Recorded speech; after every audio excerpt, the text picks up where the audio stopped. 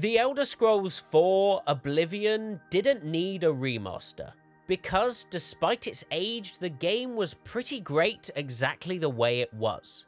Now that we have one though, I can't deny it's brilliant and I've loved playing it, but I'm still not convinced it's a good thing that it actually exists. Remasters and remakes of beloved classics have always been a bit of a contentious issue, and with good reason. Sometimes they destroy a game's legacy, and sometimes they revitalize interest while introducing a brilliant experience to a whole new audience. They might divert developers away from working on new games, but they can also preserve gaming history and ensure that a story will be accessible to players for many years to come. Oblivion is easily my favourite of the Elder Scrolls games, partly because it was the first entry I played, and partly because it offered, in my eyes, the perfect balance of RPG gameplay, great stories, and unpredictable nonsense. And with that in mind, I was understandably nervous about any remaster that might scrub Oblivion clean of its charm.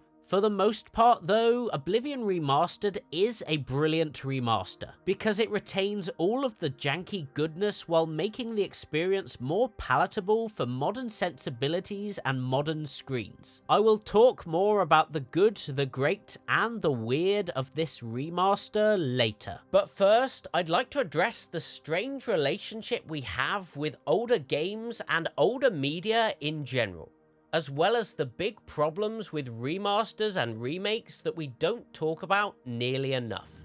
You. I've seen you. Let me see your face. You are the one from my dreams. Then the stars were right. And this is the day.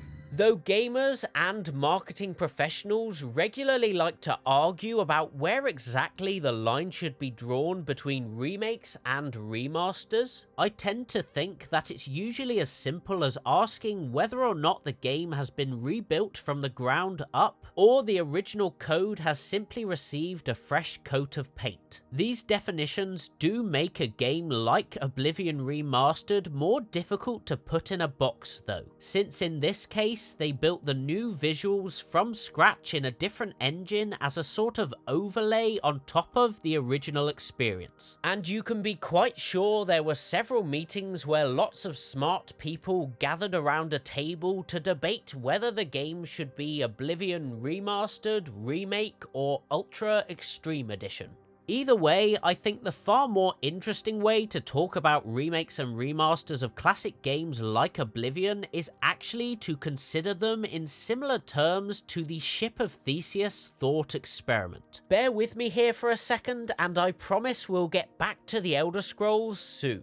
The quandary of the Ship of Theseus asks us whether an object remains the same if all of its original components are gradually replaced. So, in other words, is the ship the same ship if nothing remains of its original incarnation? And if your answer is no, then at what point does it lose its identity? It's a difficult idea to consider, and I firmly believe we should be asking similar questions of modern game remasters and remakes. Sometimes in a game remaster, the ship itself is simply given a new lick of paint and tidied up a bit. Sometimes they might replace the outer layer of wooden planks with some inferior but prettier wood, while leaving the internals intact. Occasionally, with a really great remake, they essentially rebuild the ship from scratch while remaining entirely faithful to the original design. And if we extend the metaphor even further, now and then they'll tear down the whole ship and build a fishing boat in its place while trying to convince players that it is the same ship,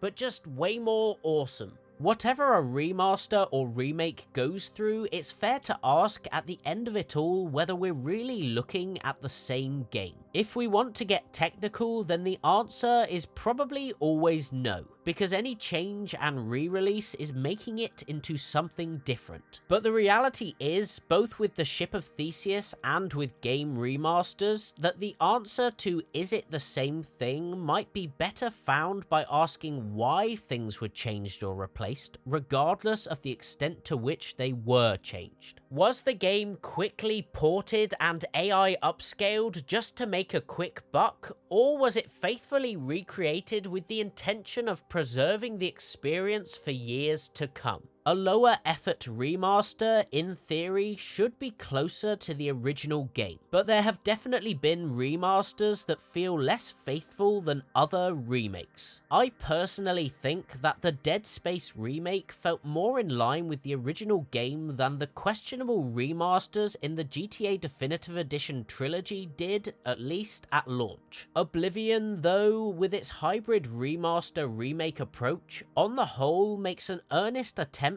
at making the original game look and feel more approachable for modern audiences without changing the heart of the experience. In this case, I do think this is the same ship. But as good as it might be, and I will get back to that later, I still don't know that I feel great about it even existing.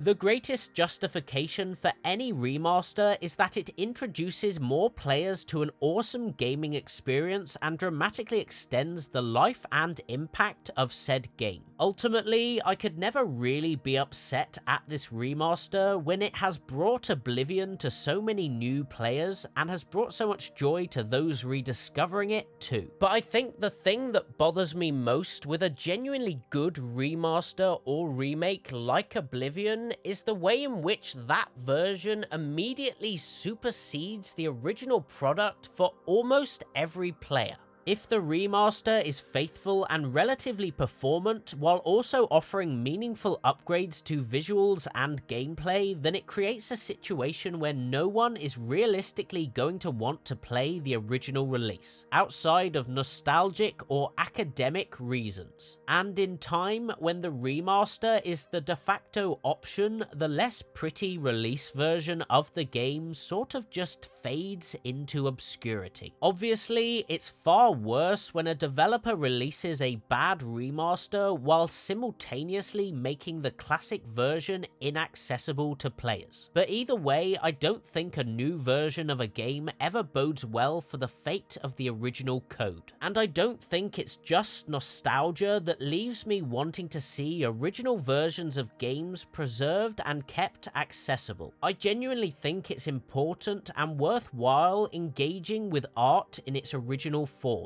and with appropriate context where possible. Even a near-perfect remaster is never going to be exactly the same game. And though I understand that gamers want to play smoother, better versions of classic games, and I know that I am one of those players who laps them up every time too, I still sometimes struggle to understand why we need a remaster like this. For all its faults, the original version of Oblivion is still great and very playable. It wasn't a faulty ship that needed fixing, it was just showing its age. As I tried to ponder any obvious parallels to game remasters in other forms of art or entertainment, I kept coming back to the time when Gus Van Sant remade Alfred Hitchcock's classic film, Psycho.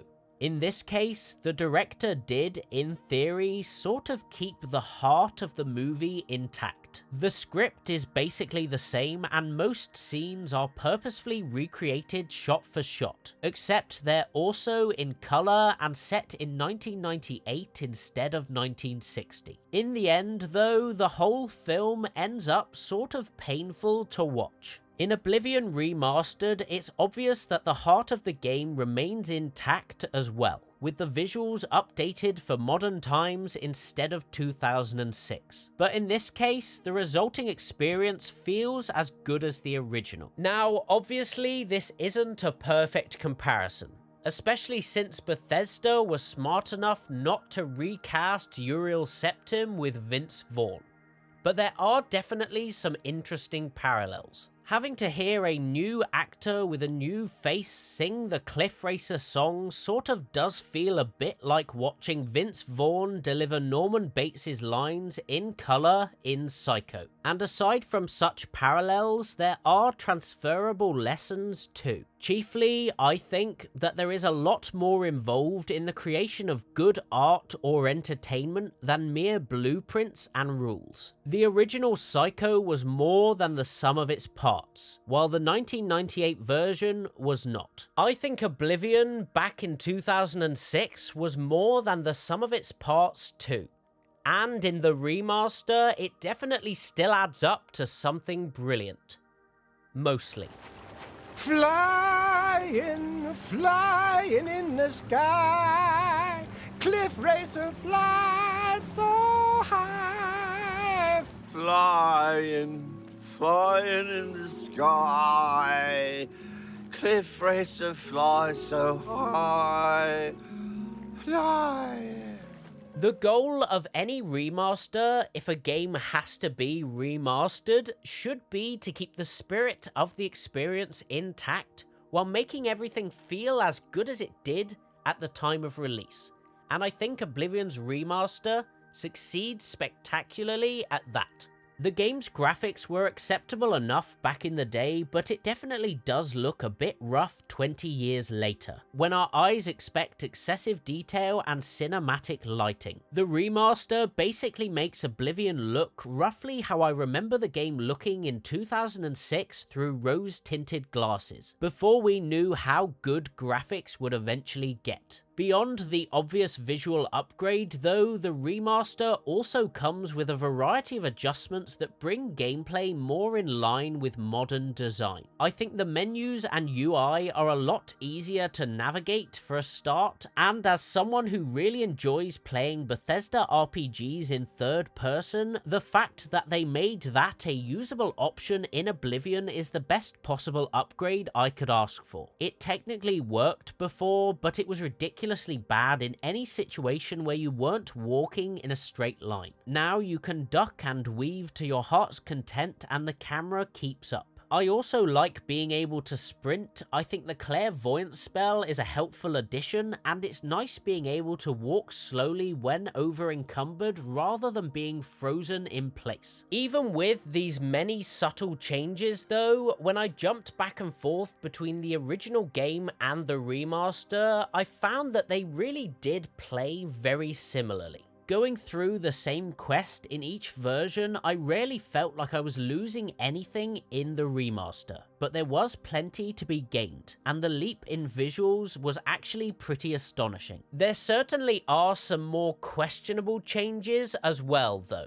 The integration of new voice acting feels a bit odd, the differences in color grading are obvious, and there are also a great deal of debatably good and bad artistic choices that had to be made to increase detail in environments, items, and faces. Sometimes faces look downright strange, and sometimes NPCs inexplicably look nothing like their original incarnations. And regardless of the reasons why they've made such changes, those changes do materially affect the shape of this experience, even if only in a small way. They don't sink Theseus' ship here, but they do slightly reconfigure the rigging of the sails. Minor nitpicks are unlikely to ruin the game for anyone though. And ultimately, I do think most of the notable additions and adjustments were probably necessary in order to bring in new players. Because as much as Bethesda could always rely on hardcore Elder Scrolls fans to be there day one, I'm sure that it was equally important that this remaster reach a whole new audience who may have only played Skyrim before or never touched an Elder Scrolls game in their life, but simply weren't interested in checking out a rough-looking 20-year-old game unprompted. Since the truth is that many people of many ages simply aren't interested in games that are that old,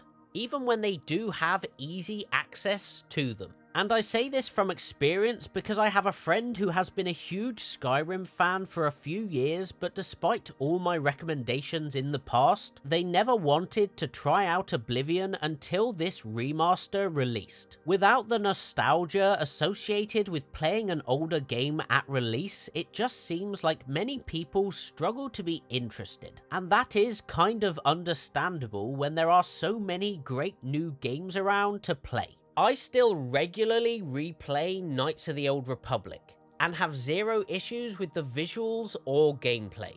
But even though so many agree that it's a masterpiece, it gets harder and harder each year to convince people to give it a go. Obviously, I have mixed feelings about the Knights of the Old Republic remake too, because again, I don't think it needs one, but in my heart I know that I'd also absolutely love to replay that story in a modern game engine. I'd rather it never came out than it come out and be terrible, but I'd also love for it to come out and be good, because I want more people to experience the game and the narrative. In the end, I'm glad that more people are getting to experience Oblivion now as well. Even if it isn't really the same game, it's about as faithful as you could ask for. And after the game's successful launch, it's not surprising that players are desperate to see Bethesda classics like Morrowind and Fallout 3 get similar treatment. And even though they also don't need it, I know for a fact that I'll be there on day one playing those remasters if they end up happening. Ultimately, if it's a choice between seeing a game I love fade into obscurity or lose some of its charm in the form of a remaster,